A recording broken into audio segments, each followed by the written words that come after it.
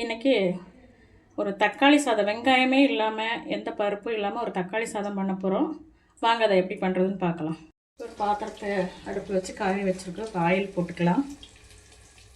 Oil காஞ்சிருச்சு. இப்போ ஒரு 5-6 பல் பூண்டு போட்டு பொரிச்சு எடுத்துக்கலாம்.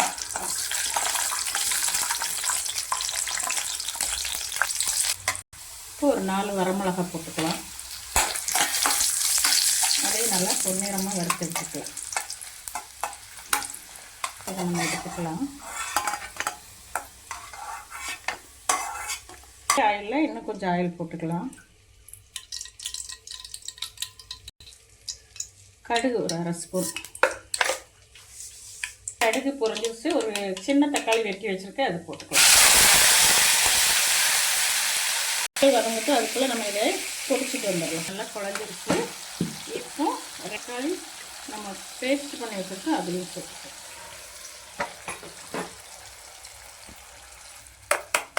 நல்லா எண்ணெய் பிரிஞ்சு பச்சை மிளகாய் போகட்டும். இப்போ மஞ்சத்தூள். நான் உப்பே போடலை, இப்போ தான் உப்பு போடுறேன். கொஞ்சோண்டு சர்க்கரை.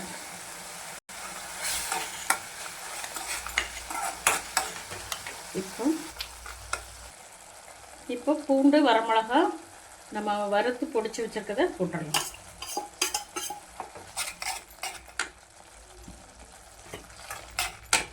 அடுத்து கொஞ்சமாக கொத்தமல்லி, கருவேப்பிலை.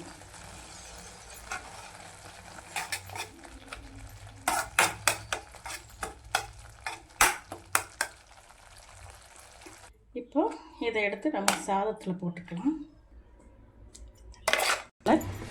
கிளறிக்கலாம்.